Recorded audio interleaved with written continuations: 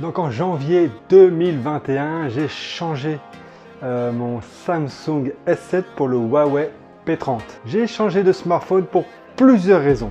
Et voici pourquoi j'ai choisi le Huawei P30.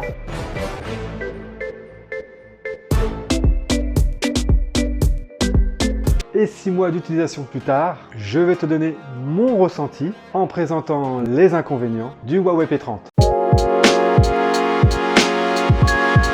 Donc, tout d'abord, avant de commencer, cette vidéo est tournée le 12 juin 2021 et la version EMUI de mon Huawei P30, c'est la version 11. Commençons donc par les inconvénients que j'ai ressentis. Ce sont bien sûr des avis personnels que j'ai relevés dans mon propre quotidien et surtout en comparant avec mon ancien téléphone. Donc forcément, tu n'auras pas les mêmes avis, tu vas trouver peut-être que les détails sont insignifiants pour toi, mais n'hésite pas à m'indiquer en commentaire s'il y a d'autres choses, d'autres avantages, d'autres inconvénients que toi tu as perçus. Pour commencer, je me sers beaucoup de l'applicatif calendrier. En effet, je note tous mes rendez-vous, mes petites tâches, mes pense-bêtes au quotidien. Et sur le S7, j'avais la possibilité de mettre donc plusieurs tâches chaque jour, chaque semaine, chaque mois, chaque année, avec des petits codes de couleur. Et là, sur le Huawei P30, tout est de la même couleur. C'est donc le foutoir. Moi qui est un petit peu carré sur les organisations, je suis un peu de mémoire de poisson aussi, j'aime bien du coup me noter des petits trucs et en fonction des petites tâches que je me note, je mets des petits codes couleurs, ça me permet de différencier les tâches sur le calendrier. Et donc là avec le Huawei P30, tout est en couleur bleue avec des petits carrés bleus et donc du coup pour moi c'est illisible, c'est pas simple à lire, c'est pas ergonomique et en plus à chaque fois que tu crées une tâche, il est impossible de mettre un rappel personnalisé, chose que je pouvais faire avec le S7. Et là, si j'ai envie de mettre 3 jours par exemple, et là je peux pas.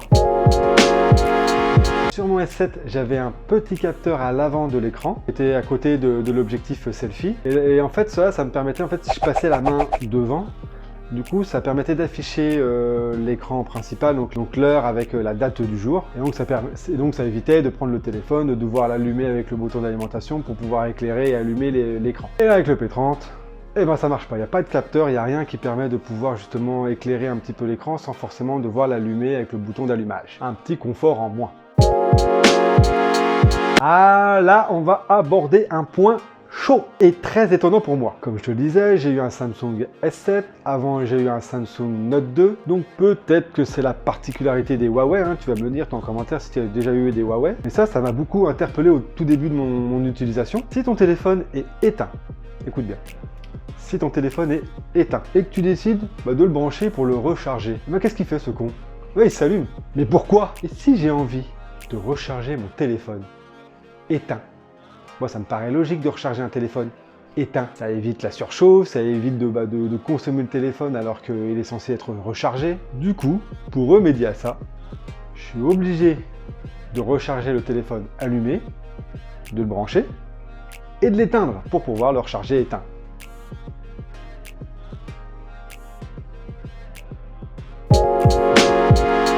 Autre inconvénient, petit détail, je te l'accorde, mais c'est quand même important. Le bouton de déclenchement pour les photos, je le trouve vraiment pas très réactif. Et je trouve qu'il est placé un tout petit peu bas. Je l'aurais vu quelques centimètres un tout petit peu plus haut pour l'avoir bien en main. Et surtout pour une utilisation avec une seule main ou d'un mode un petit peu furtif. Sur mon S7 aussi, j'avais une autre fonctionnalité qui était très pratique et que je ne trouve pas sur le P30. En effet, même verrouillé, je pouvais modifier le mode de mon S7 en le passant de mode son à vibreur à silencieux, même verrouillé. Et là, avec le P30, on peut rien faire.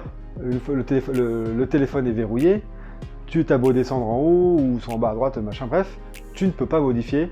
Tu es obligé de composer ton code ou de mettre ton empreinte pour pouvoir arriver sur le téléphone, basculer de haut en bas pour pouvoir là modifier ton mode silencieux, vibreur, etc.